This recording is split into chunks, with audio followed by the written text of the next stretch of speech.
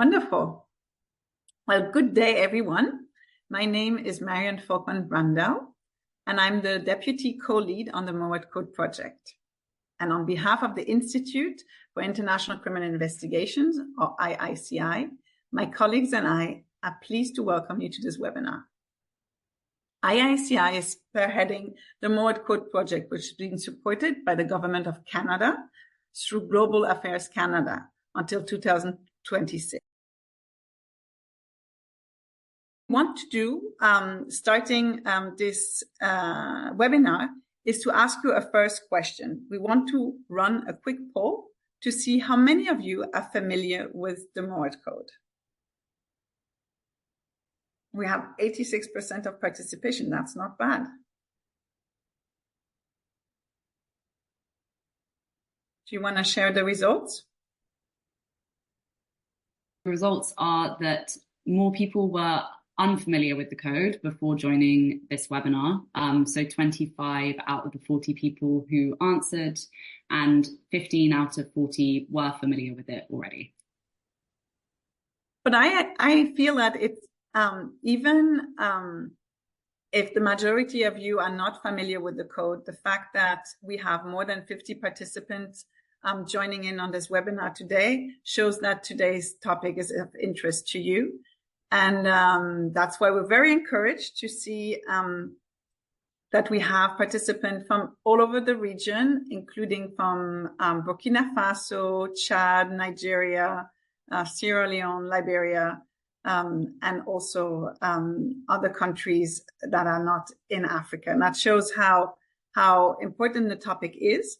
And so let me, for those who are not familiar with the code, let me explain what the Murad Code is. Its full name is the Global Code of Conduct for Gathering and Using Information about Systematic and Conflict-Related Sexual Violence.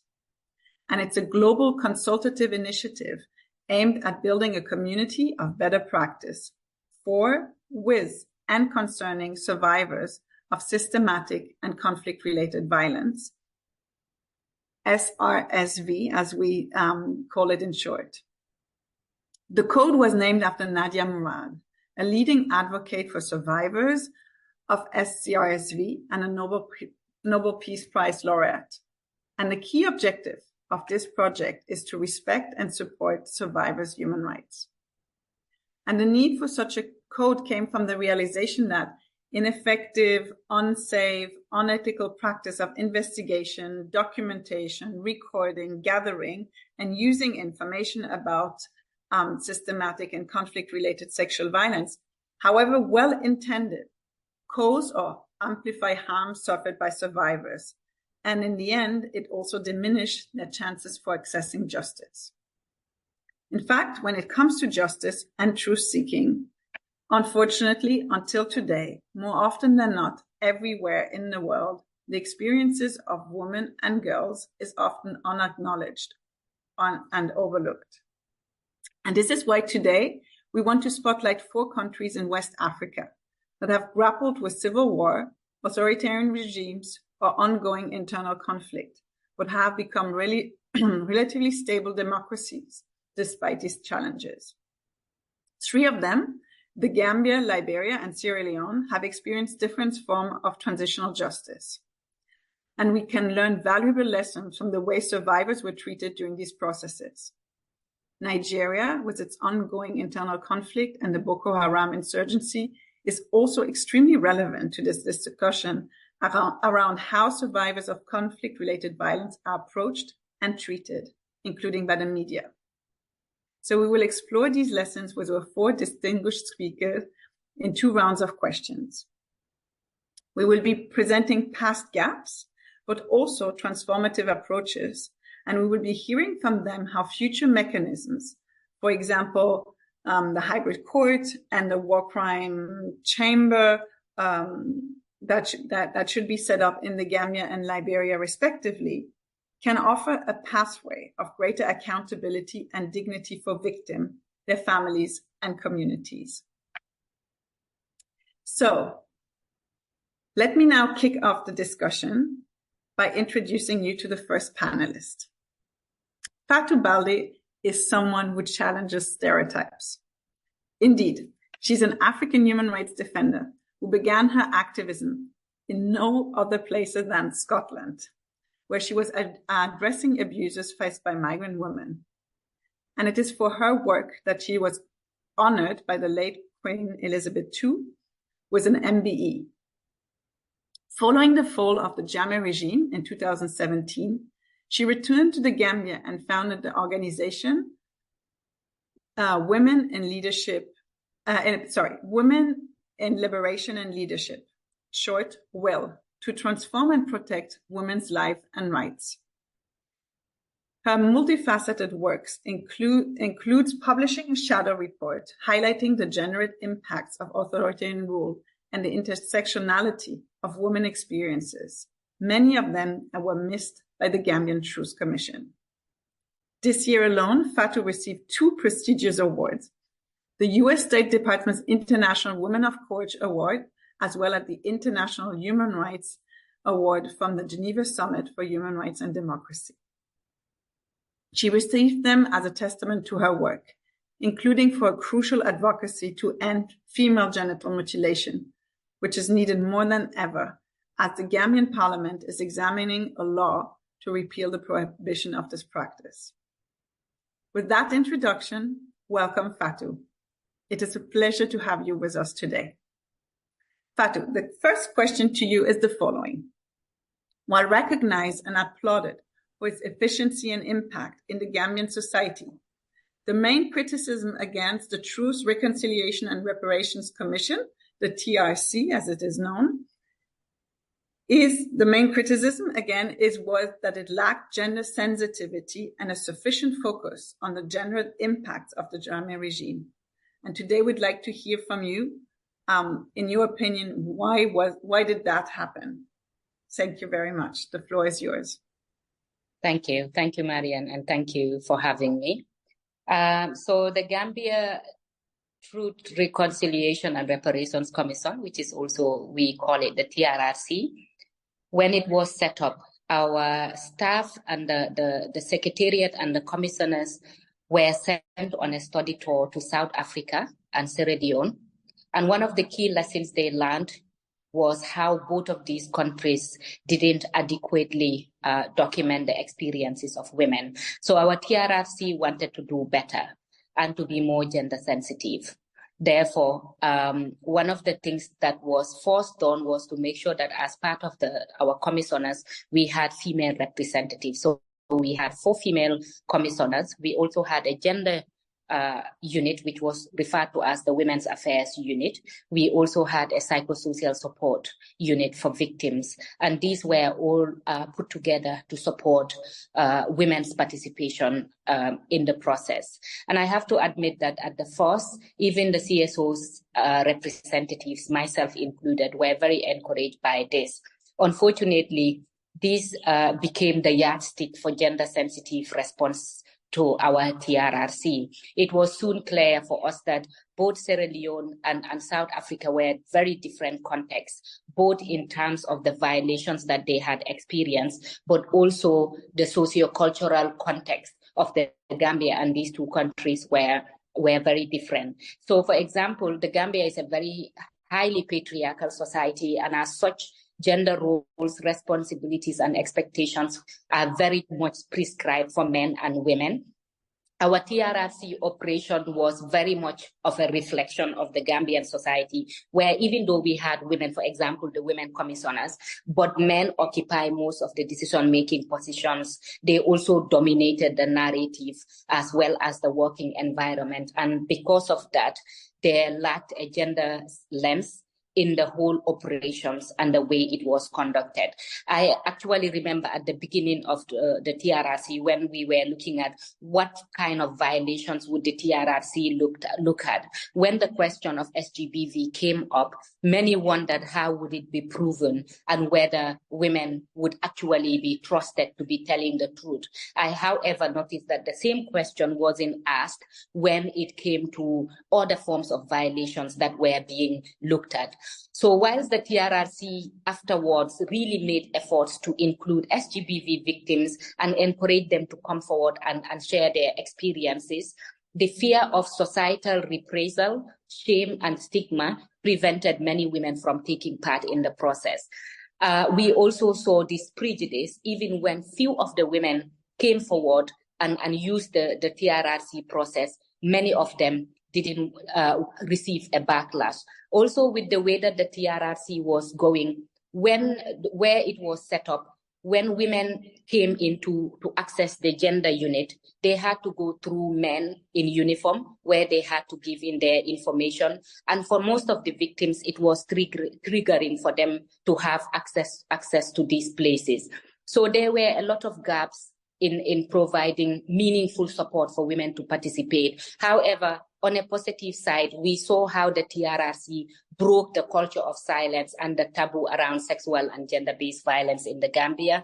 Even though we are still struggling with victim blaming and backlash, it definitely did break that culture of silence and really open up a conversation on SGBV in the country. Thank you. Thank you very much, Fatou, for sharing your analysis about the gaps, but also the impact of the TRC's work when it comes to speaking out about SGBB under dictatorship. At the outset of this discussion, you have highlighted several very crucial drivers of bad practices towards survivors. These included the mistakes made during the initial setup of the institution and the gender imbalance in decision-making position. I noted that you said Gambia is a highly patriarchal society, but I'm yet to see one on earth that is not. The lack of understanding of the gendered impact of human rights violation, including among female staff. Importantly, you also highlighted, which I think is really interesting, the inadequacy of the location and of some of the procedures that can be intimidating and even triggering. I note that you have also recognized that the TRC broke the silence around rape, and that you, while still, even though survivors receive backlash, it still opened up the debate in the Gambia as never before. Now, let's turn to the second panelist, Councillor Isaac George. Councillor George is a prosecuting lawyer and director of Sexual Crimes Unit at the Ministry of Justice in Liberia. He has extensive experience in the prosecution of sexual-related offense. With a track record of securing conviction against numerous perpetrators, he is a steadfast advocate for justice and empowerment. Beyond the courtroom, Councillor George actively engages in community outreach, school programs, and media campaigns. He champions education and an awareness as pivotal tools in the prevention and reduction of sexual and gender-based violence, striving to create a safer environment for all. Welcome, Councillor. It is also a great privilege to have you with us today. And we would like you to tell us what, in your experience, are the greatest barriers facing survivors coming forward to seek justice. The floor is yours. So I would like to say thank you for the opportunity and the platform. And basically, I will be very much succinct to the question posted. So the greatest barrier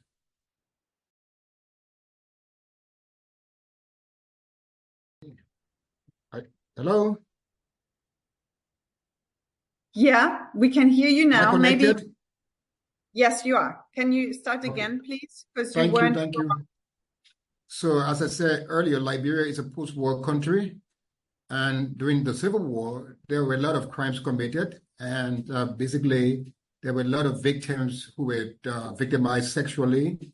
And unfortunately, these victims are still around. But the fact is that we still have these perpetrators who are still around.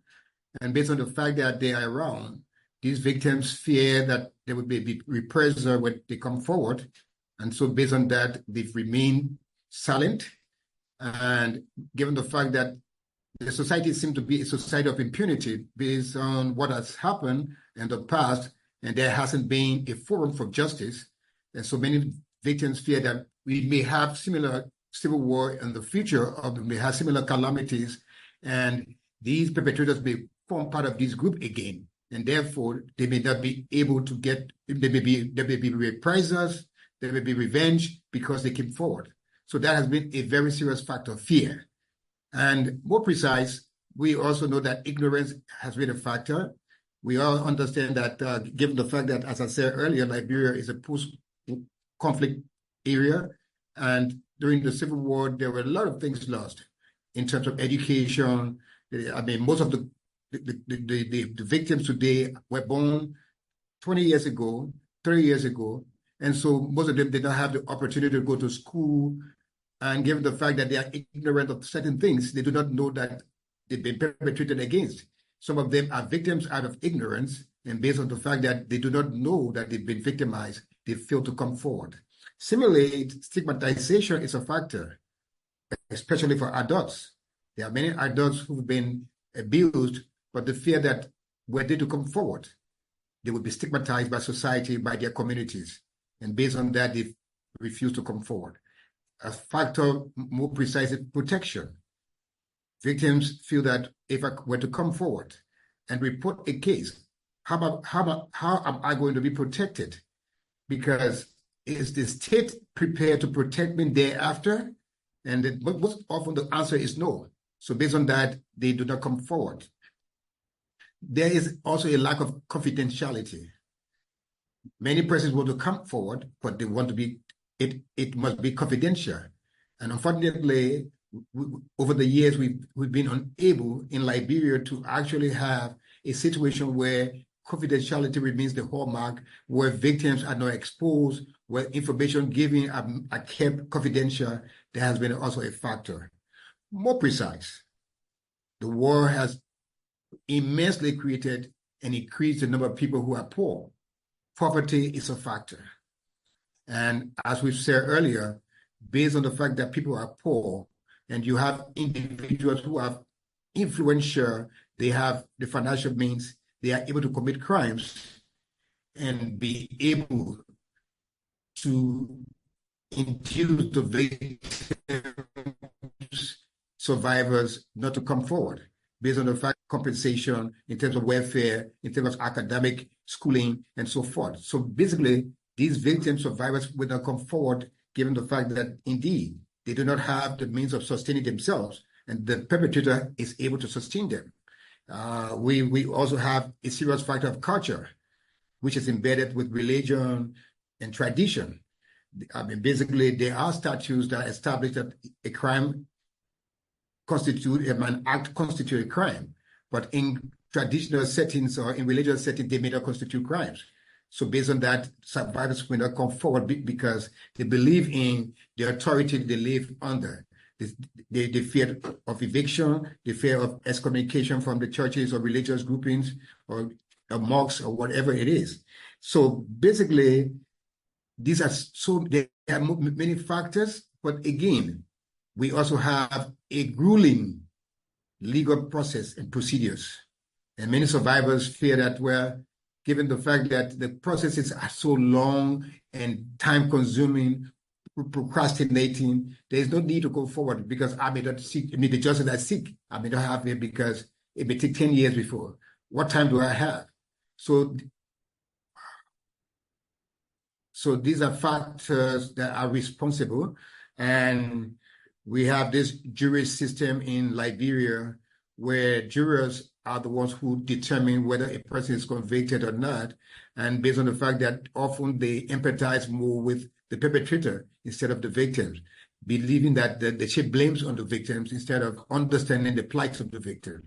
So more precise, there are numerous factors, but these are some of the factors that have actually kept victims or survivors from coming forward to seek justice. Thank you very much, Councillor. You have highlighted so eloquently some of the greatest barriers, and it was a bit depressing to hear that these are not the only ones, but these are only the greatest for survivors to speak out and to seek support and justice. What I found striking, it was to hear that it basically often trickles down to power imbalances and fear of reprisal, and for stigmatization of the survivor rather than the perpetrator. You also mentioned the lack of education and ignorance, and most importantly, also poverty and vulnerability. You explain how people in power or having some positions in cultural and religious circles also can intimidate victims, would feel that they would be outcast from the community. You have also mentioned the biases and shortcomings of the judicial system, which is certainly a global issue.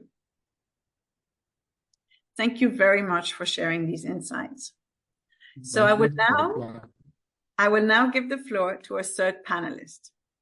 Our third panelist is Gloria Cava-Bayo. She's a distinguished Sierra Leonean champion for human rights with over 2 decades of dedication to improving the lives of women and children. Her commitment has been evidenced since the wartime, where she received expert training, enabling her to document the experiences of women and girls in the conflict. Today, Gloria is heading the Gender and Children's Affairs Directorate at the National Human Rights Commission, a vital unit she was instrumental in establishing within this institution. Under her leadership, women and girls who experience sexual violence are oriented towards shelters and supported when seeking justice.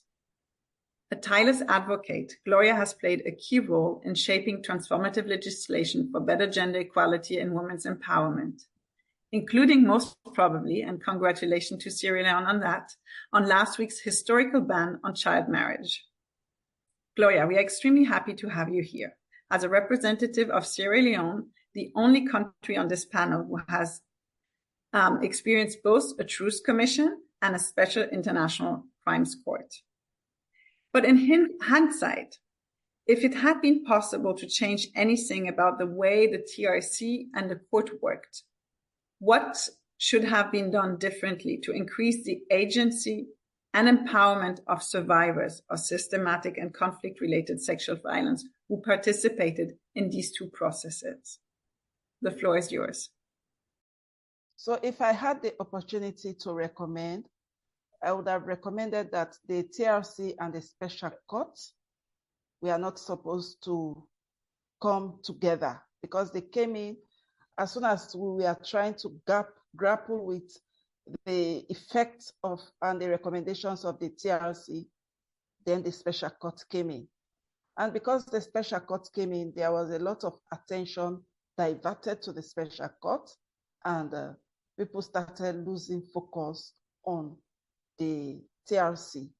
And the TRC had a lot of victims that testified, but were not properly addressed after especially the women who suffered sexual violence. And we all know in the Sierra Leone War, women suffered brutal violence in the hands of the war factions, both the RAF and the other factions that they were fighting against. So if I had a chance, that is what I would have suggested. Another thing that was lacking was that during those 2 courts, the special court and the TRC, we noticed that there was no proper or extensive sensitization and public education. So the people even misconstrued the work of the special courts. And when the special court came, it focused only on 9 people who they said were the greatest victim. And because it concentrated only on those 9 people, we think it was a waste of resources, because for a whole court to be established just to prosecute 9 people was a waste. When especially the younger ones that perpetrated, because it was the younger guys that raped, it was the younger guys that caused chopped off people's hand, pounded babies in mortar, but all those people were just left to go free. And when they went back to the community, it was not easy.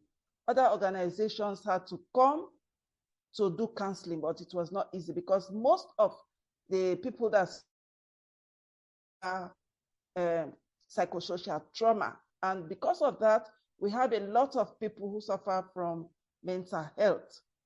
Another thing again that was lacking in both institutions was the lack of training for the local staff that were employed, especially when it came to dealing with women who suffered from violence, because they were not properly trained in human rights law and international standard law.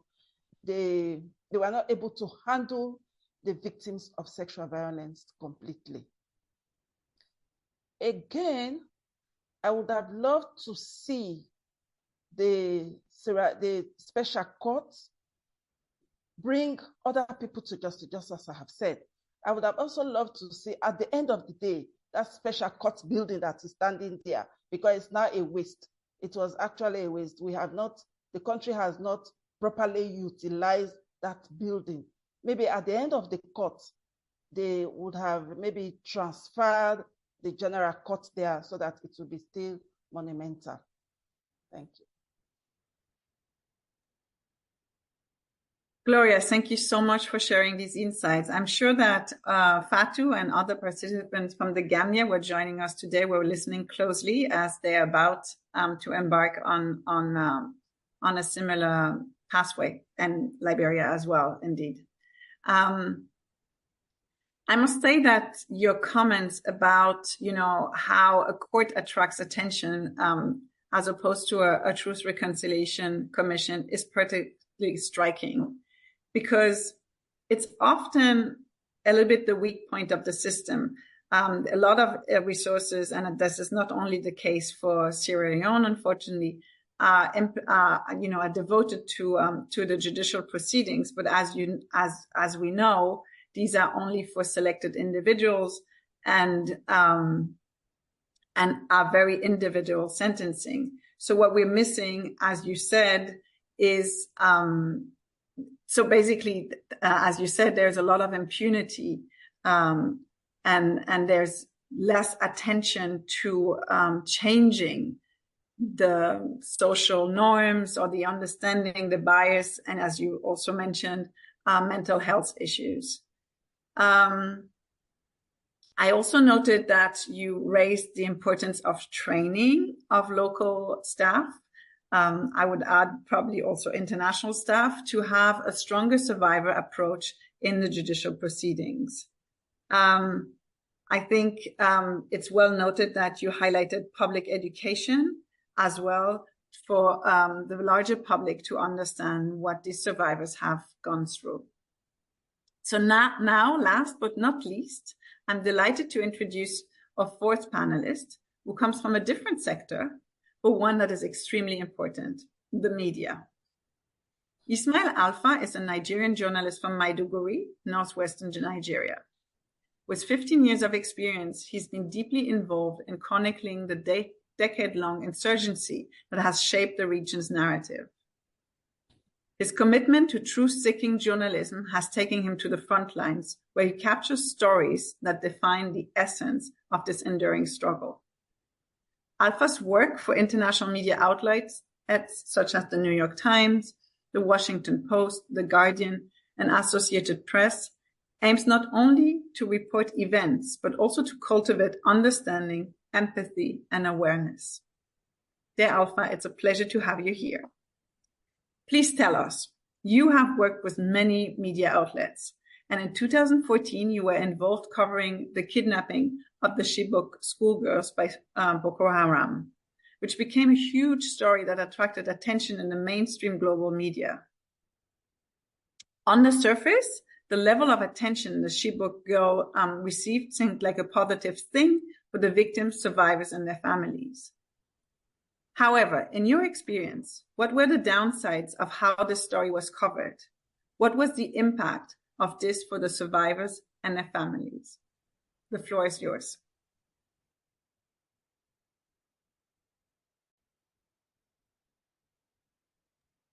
Alpha? Thank you. Initially, when the Chibok girls were abducted, it was very difficult for journalists to understand exactly what happened and to get access, because some politicians were either hiding the story or exploited it for their own political interest.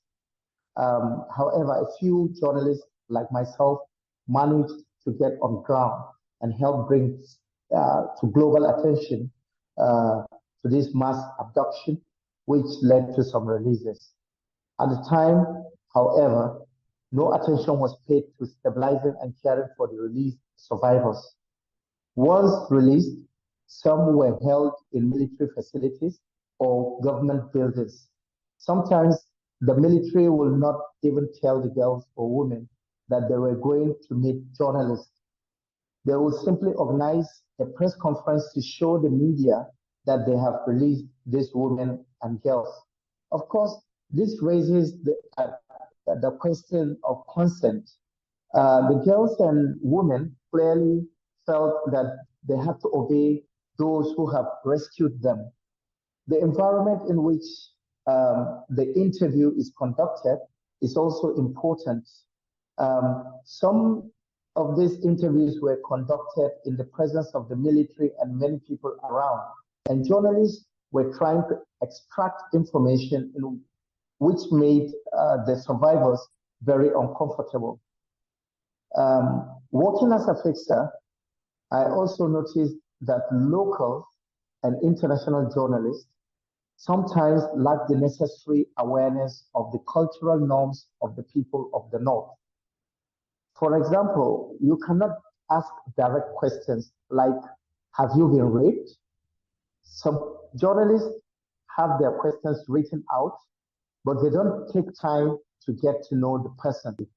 I also noticed that some Boko Haram survivors are tired of talking to journalists because they feel that nothing has changed for them economically, and then they remain in a very precarious situation.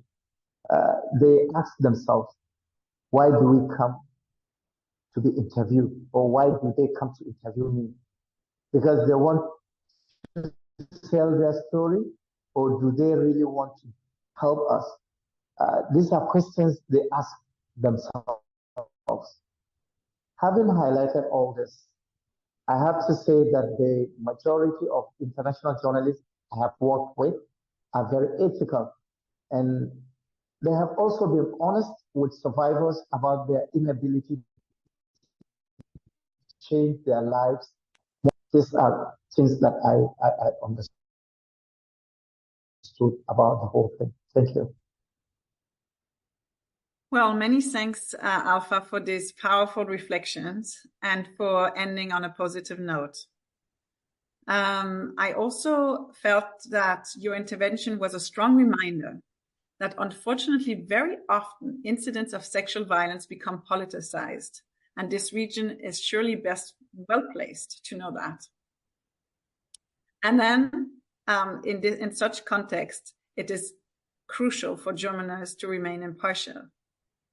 You also highlighted questionable practices when survivors are presented to journalists by men in uniform right after having been released, which poses the question of whether the survivors freely and fully consented to the interview.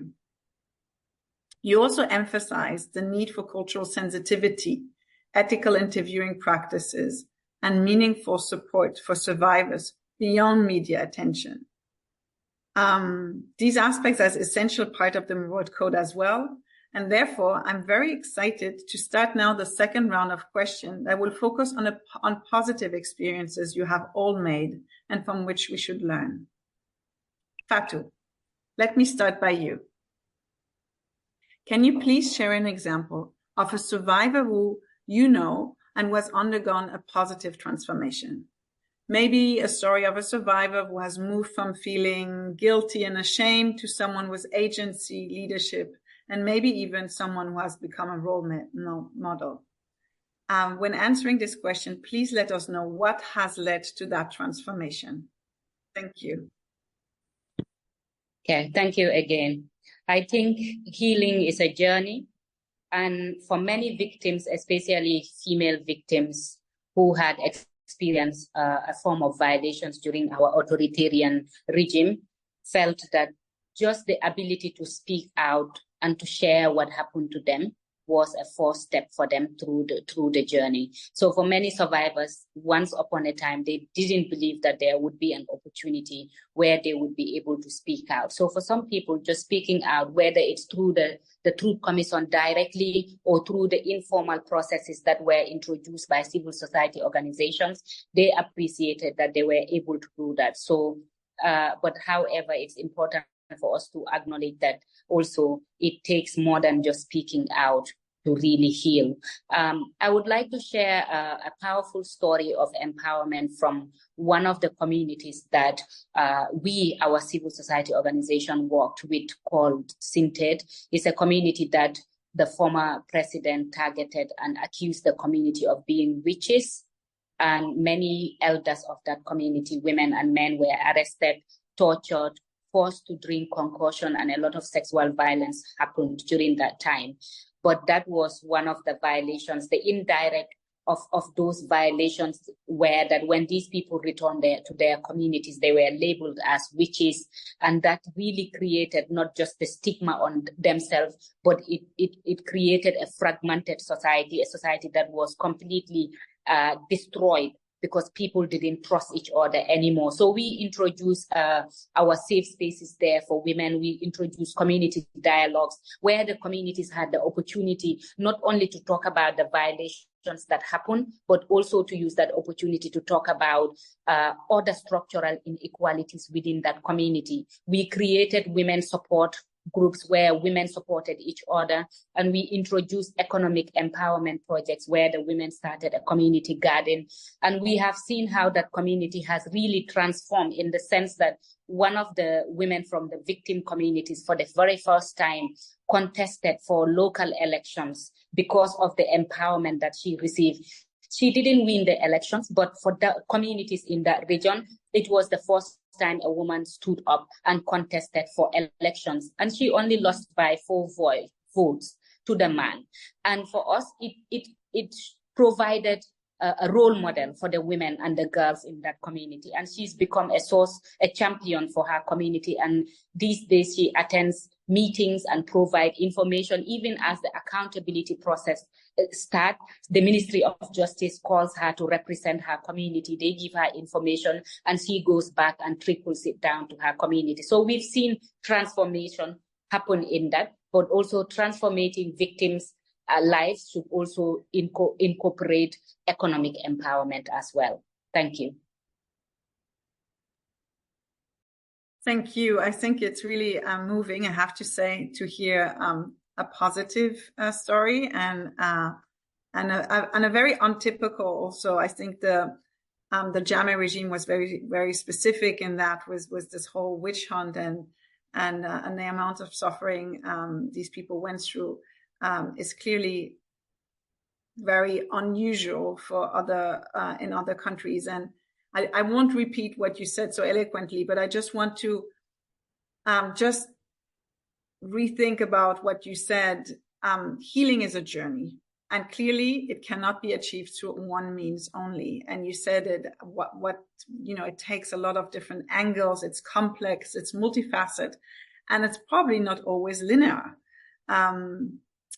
But through the great work that civil society is doing, including your organization, Will, in the Gambia, offering safe spaces and women support groups, it's really encouraging to see how women and their communities are recovering.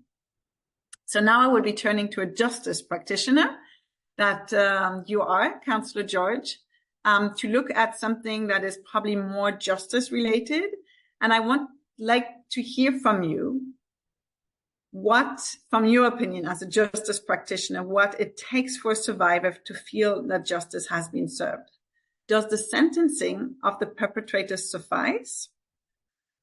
Thank you very much, and the floor is yours. Okay, so thank you again. In my past 12 years of persecution and interaction with survivors, I'm of the opinion that the first stage is arrest. When the perpetrator is arrested and placed behind bars pending investigation, that sends a positive sign to the victim survivor. Thereafter, the survivor experiences the issue of psychosocial, the issue of medical, and thereafter, if there is conviction, where the perpetrator is no longer within the community or vicinity of the area, that survivor is very much pleased.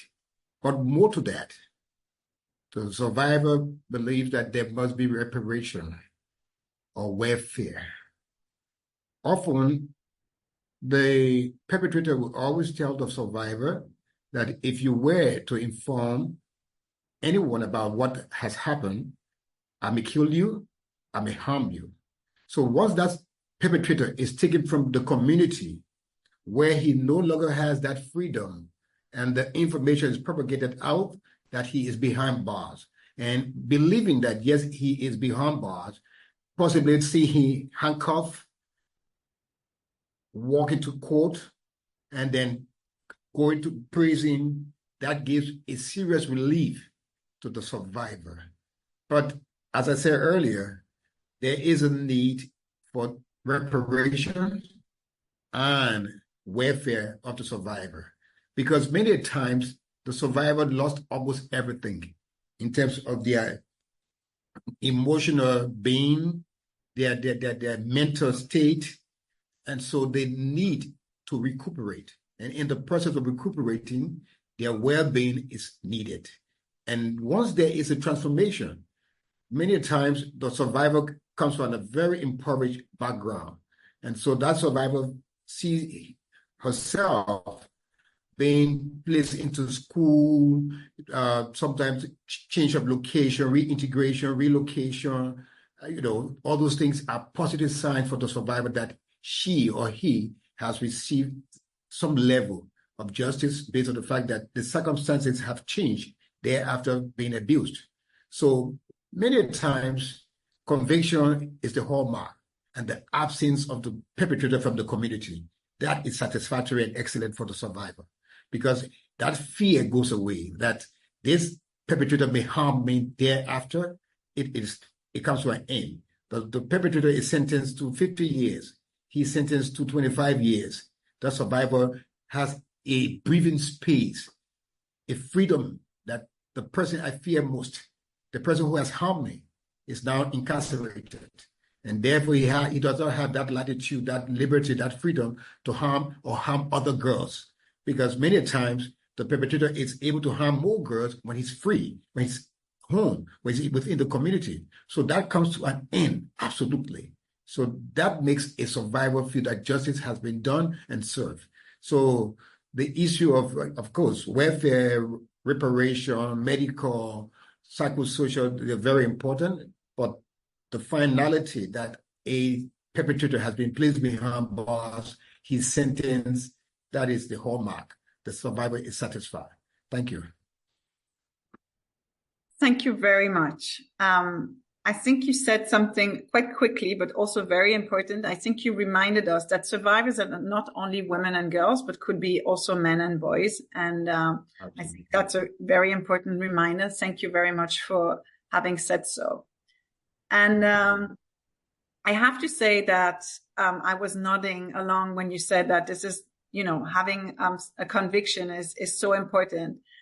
And I think we all share that feeling because everywhere in the world, and I've seen recently statistics that are just frightening, in the US and many countries in Europe, less than 2% of rapes lead to conviction. And that's why I assume, I guess, that when there is one, it is really a relief because it's such a rare case.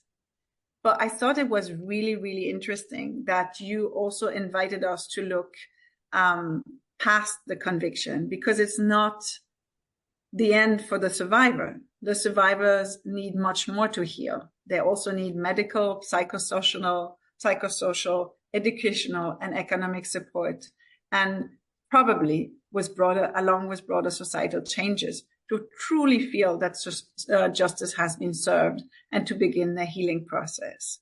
So thank you again for your intervention. Gloria, Now let me turn to you to ask you some of the key strategies that the National Human Rights Commission in Sierra Leone has adopted to ensure that it's implement a survivor-centered approach to its work. The floor is yours.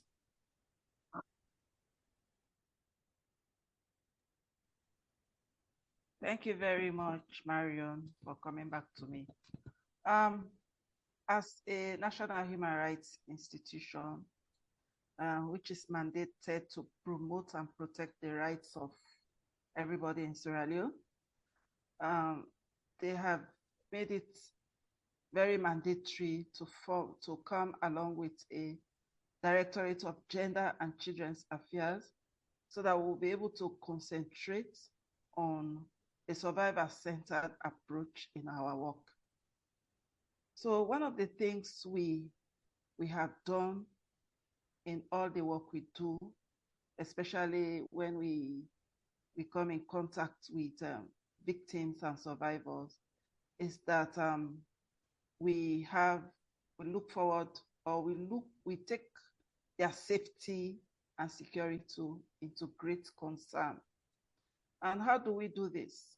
If it is a child survivor of sexual violence or a child survivor of domestic violence, the first thing we do is to look for the safety of that child by taking the child, whether it's a boy or a girl, to a safe home. After the child is in the safe home, we now continue to ensure that the case is reported to the police and that the police investigates the case very well, and we follow it for it to be prosecuted and brought to court. Whilst that is going on, we also offer counseling, guidance counseling to the survivor. And at the same time, if it is a case of domestic violence and the community wants to come in to compromise, we don't allow that. We don't even allow negotiations or compromise. Immediately we get the case, we make sure the survivors get justice, because that is what they want. Another thing we always do again is that we secure the consent of the victim and at the same time their privacy. If it is a child victim and we want to document the experience, we'll seek the consent first. And at the same time, when we are documenting, we make sure we don't show the child's face.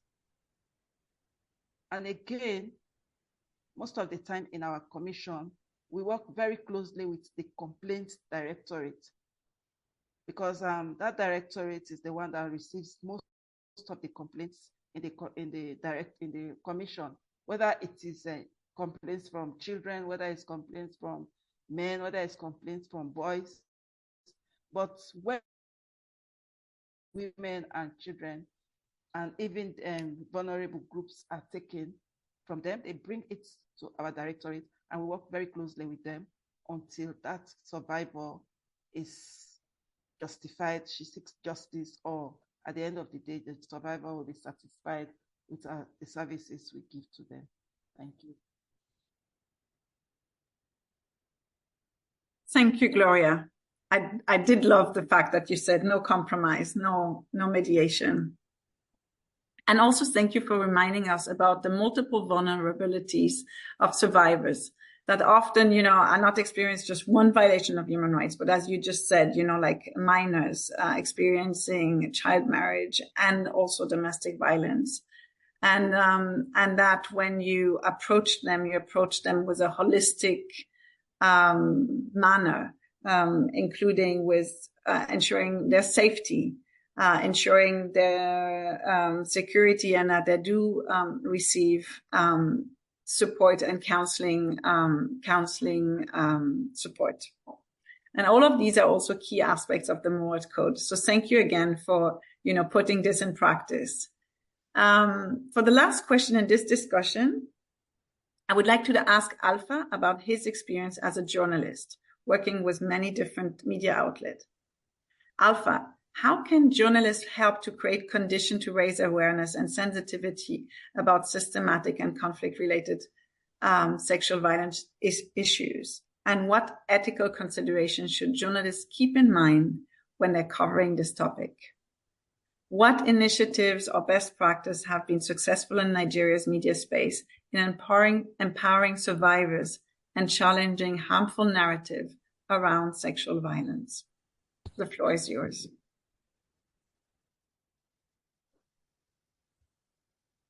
Thank you, Marion. Creating an environment where survivors of sexual and gender-based violence feel comfortable sharing their stories is key. Some of the strategies I apply are creating a conducive space, that is establishing a friendly and relaxed atmosphere is essential. Because one needs to be empathetic and ask questions in a sensitive manner. Working with NGOs also very essential.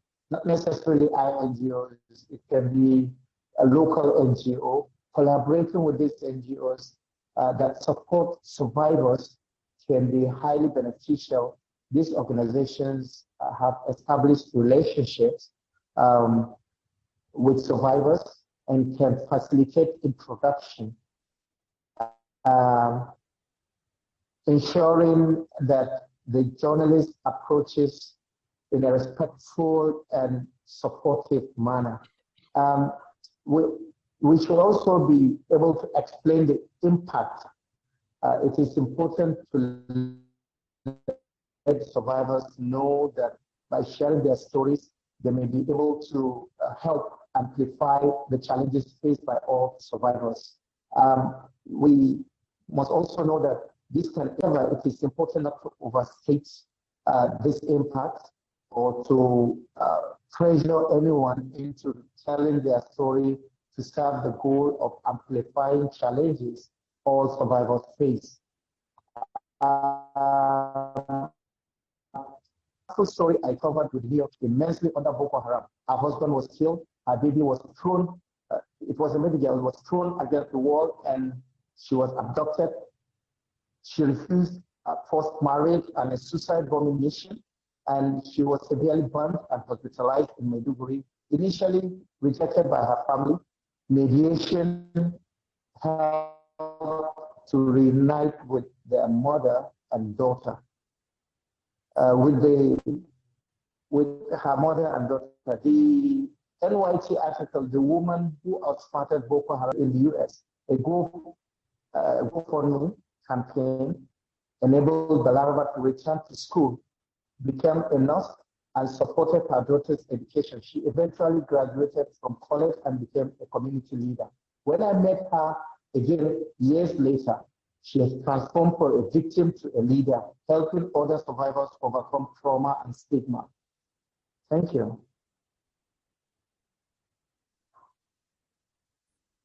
Thank you so much, Alpha, again, for highlighting a story of healing and empowerment and ultimate hope.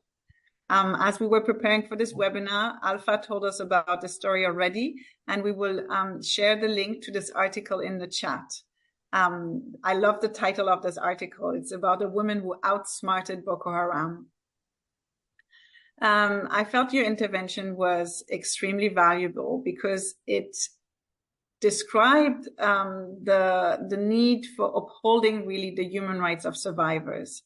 It's creating the space, making the time, establishing a rapport, and often that goes through going through those who know best, those who are on the front line, as you mentioned, the civil society organization, but also managing expectations, which is extremely important. And above all is respecting the consent of the survivors who, as we know or we should respect, can withdraw from any process at any time, be it an interview for media or the participation in a truce or judicial process. Thank you again to all of you, Councillor George, Fatu, Gloria, and Alpha. You have offered us various insight and have covered many of the principles entailed in the Murad Code, and which, when applied, contribute to the fact that the documentation of systematic and conflict-related sexual violence is ethical and empowering for survivors. Thank you also for reminding us that healing is a journey, and that speaking out alone, even a conviction alone, does not suffice to rebuild dignity. And a lot of responsibility falls on us actors of transitional justice processes, as well as journalists, investigators, CSOs, representatives, to ensure that these conditions are met so that survivors feel empowered. I'd like now to open the floor to questions. We have around 20 minutes, and so we will take a few questions. We will ask some of you to unmute and to share your question with the panelists, and the panelists have 1 to 2 minutes to answer. Which one of you should I give the floor to? Question here from Lawan, which is around, it's a question for Alpha, and it's around the training that journalists in Northeast Nigeria receive before engaging with survivors of systematic and conflict-related sexual violence. So I will ask you, Lawan, to unmute, and please do come in with your question for Alpha.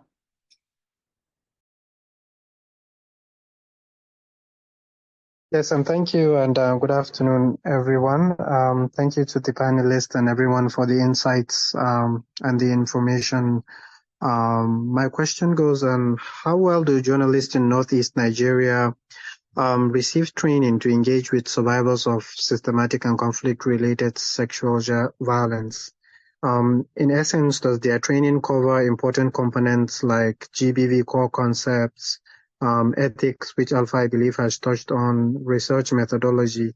And also an important component is we do understand that when we engage with survivors, re-traumatization is something that comes up over and over again. Do journalists have any mental health and psychosocial skills to provide psychosocial first aid, or perhaps any referral services within the media? I just wanted to know if those services are available to survivors, since journalists are engaging with them. Thank you.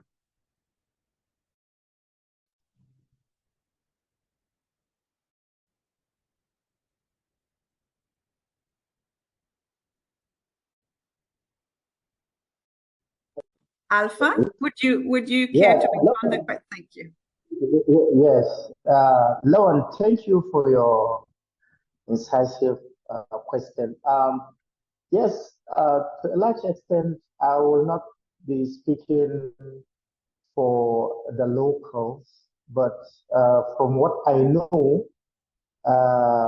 and what I have seen, there were some collaborations with INGOs and other agencies concerned, in which journalists were trained periodically about all the mentioned programs or mentioned cases of dealing with survivors.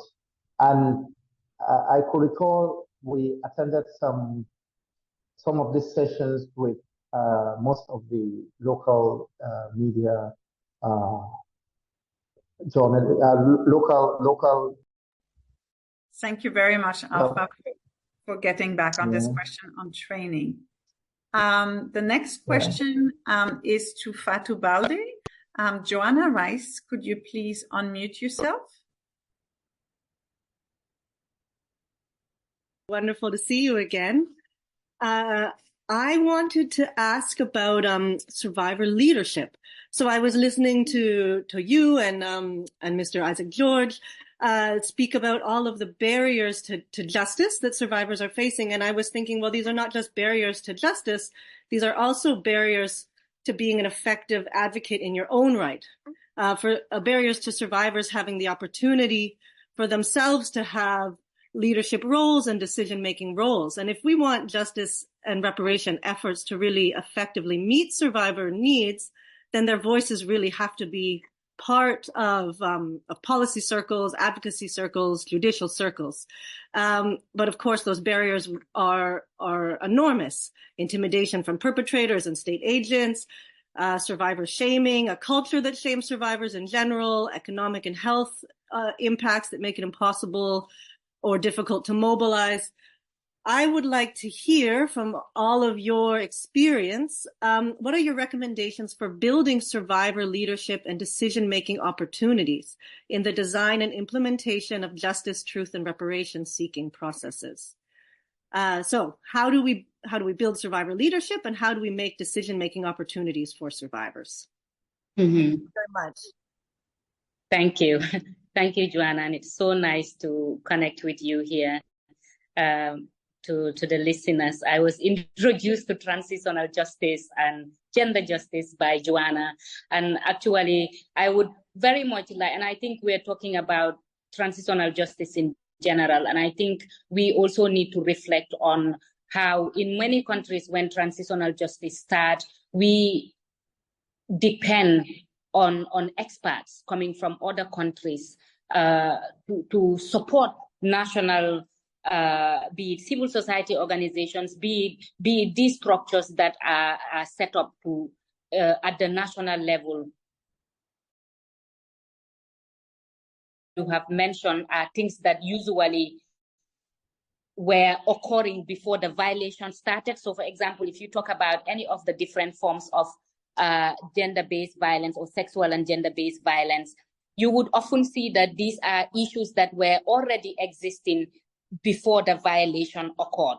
So when we try to address these issues, and what you find, for example, in the Gambian context, when we looked at sexual and gender-based violence, it was very much looked at under the context of Jammeh, therefore ignoring the fact that Gambian women were already subjected to all these different discriminations and inequalities before Jammeh, and as we see, that continues today. So for me, it's important when we talk about empowering survivor voices, it also means empowering women-led organizations within these countries, civil society organizations within these countries. And, and this is why I'm so glad that you asked that question, because I believe that that was what Joanna did with me, like empowered me and helped me to build a structure, a civil society organization on the ground, where I learned from her. And years later, as the Truth Commission was going out, a lot of the issues were arising. I could remember some of the things that Joanna said when we were setting up the Truth Commission and most of the experiences I shared. So it's important to build grassroots, to build women-led movement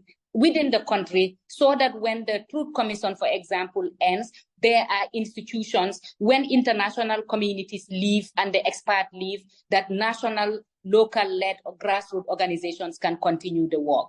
Thank you.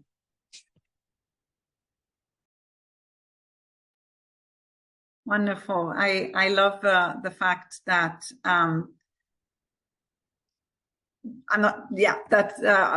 feminist organizations are empowered and get their seat at the table and get to discuss important political decisions, and importantly, probably not only related to sexual violence, but also to leadership. And I note that the name of your organization is not only on liberation, but also on leadership. Thank you so much. The next question is from Callan to Councillor George. Callan, could you please unmute yourself?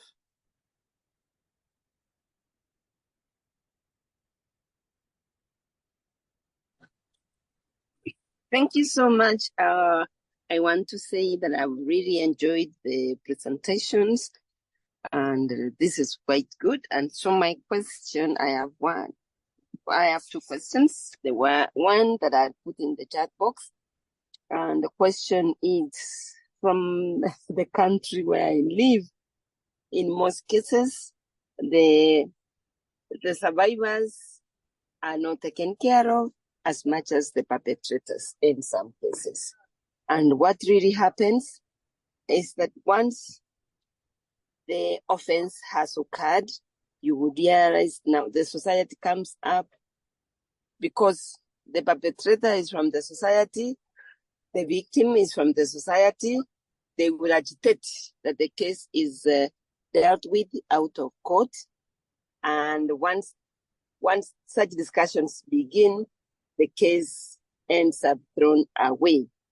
So I'm just wondering how the other parts of this world, the other African countries have succeeded in making sure the perpetrators face the law. Then my other question is a challenge that we get in my country, Kenya, is safety of the survivor, because not many areas have achieved safe houses, and therefore I am wondering what can really happen in such a situation, or how did some of you manage to come up with safe houses for the survivors immediately immediately after the offense has occurred, before they are able to think of where to go next for safety, maybe even after counseling and support has been given. Thank you. Back to you. Okay, so thank you for the question. So basically, what you've explained, we have similar issues in our country. There are commonalities, but over the years, what we've done, we've been able to establish what we call the one-stop center, and we coin it as the referral pathway. And in that case, cases are reported to the hospital first, and thereafter it goes for psychosocial, and then the person is taken to the police. And after the police, they go to the safe home, and from the safe home, they proceed to court. So what we've done is more of education. We've said that over the years, there are more cases reported now than 20 years ago. There are more cases reported now than 10 years ago. It is based on education. The fact that we've had education and awareness programs within communities, within schools, within religious settings. These education and awareness programs have informed and enlightened survivors, victims, that there are forums for redress. And so because they now understand that there are forums for redress, the number of cases being reported are far higher. And there are questions to that effect, that why it is true that there are education and awareness, why are there more cases being reported? And the simple answer is because people now believe that there is a forum for redress. So basically, education, awareness would be a factor to increase the number of cases reported and to give the victim, survivor, that confidence that yes, indeed, there is a forum that can protect them whenever the cases are reported. Then the question you asked, if a perpetrator is in hiding or he hides himself, what happens? Well, under our laws, we have what we call statute of limitation. And it is said that if a case is reported within 5 years, that case can be prosecuted. So once it is not, hello? So once it is not a capital offense, if it's a felony of the first degree, that case should be reported within 5 years. If it is a misdemeanor, it should be reported within 3 years. But if it is a capital offense, then that does not have a statute of limitation. So whether the perpetrator escapes or he's in hiding, once the case is reported, whenever he's found, that case begins. So that's what the law we have. And I think around the world, in Kenya, I don't know, I'm not actually versed with the laws in Kenya, but I believe that these laws they have some commonalities. And I believe that the law in Kenya may extend to that. So the first thing is the case must be reported. I don't care whether the perpetrator has left the country, whether the perpetrator is in hiding, report the case. But education is a hallmark. We must educate our people to believe that there are forums for redress. And as I said, in Liberia, we have the one-stop center, the referral pathway, that cases are reported procedurally. So that is what we follow. And I think Kenya may have similar things. Possibly it has not reached the rural areas yet, but I think that there are forums, and as we educate our people, more cases will be reported, and there will be an increment in terms of the number of persons who will be brought forward to be punished or to be convicted for crimes for perpetrating violence against women and girls. Thank you. Thank you very much. I think we have time for another question, and the question is from Vanessa. And Vanessa, thank you. As I've seen the question, how you typed it, and we couldn't hear you very well. I will read the question as you had typed it in the chat for Gloria. So in the chat, you said, how long does the survivor stay in a safe homes? And how do you make sure that survivors are protected after justice is being done? Is that something you could answer from your experience, Gloria? Yeah, in the first place, we actually don't have a government-owned safe home as I speak.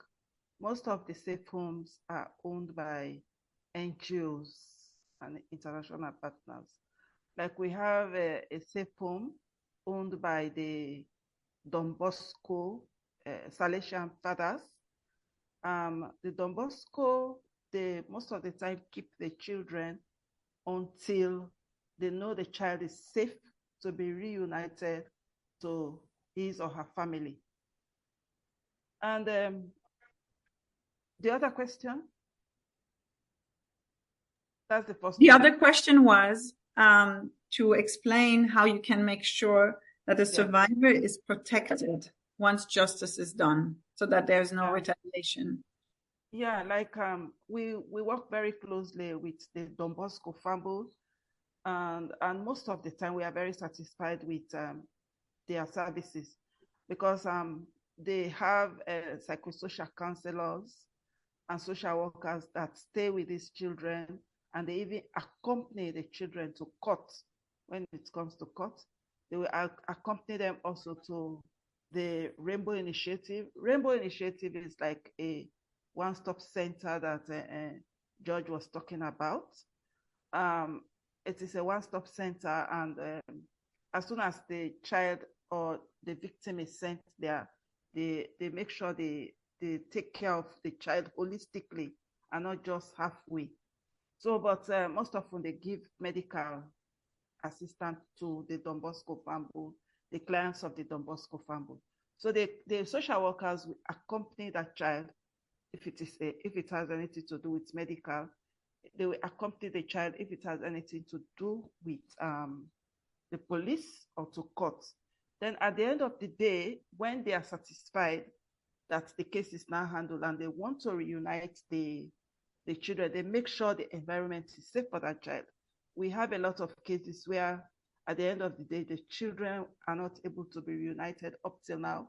And they have very comfortable places where they stay. They even give them psychosocial training and also skills training. They'll give them a lot of skills, and some of them are sent to schools nearby the community so that they will not lose out. That is what we do here in Sierra Leone. Thank you very much, Gloria. I can see we have still other questions in the chat, but as we're coming to a close, I'm very sorry. I think it's we need to stop now. And here I'd like to thank all of you for your participation and attention. The number of participants raised to almost 80 as we were ongoing. And I would also like to thank the interpreters for their work. Clearly, one of them has worked more than the other. Merci beaucoup. And maybe as last words, we wanted to say that just as the healing we have talked about today, applying a survivor-centered approach is a journey. But I'm confident that today we did a big step in the right direction. and hope that all of us will leave this space with a renewed commitment to put survivors, which include women and girls and men and boys, as many of you have reminded us, at the center of any transitional justice process. And that we never overlook the gender impact of many dynamics. It is up to all of us to apply and translate these words into action. And the Murad Code is one tool to do that. It helps rethinking systems and processes. It also reminds us that we need to apply an individualized approach to survivors based on an individualized assessment of their needs and of their risks. As highlighted today at several occasions, informed consent is key. And last but not least, the code emphasizes that survivors need support channels, such as social support. I want to apologize to those participants who had questions and that we couldn't answer. You could put them to us in the chat, and we could channel them to our participant and maybe get back to you at a later stage.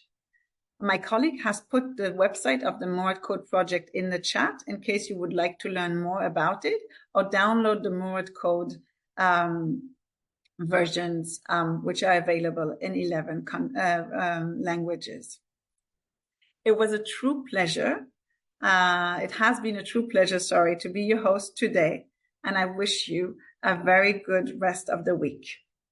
Thank you very much on behalf of the International Institute for Criminal Investigations.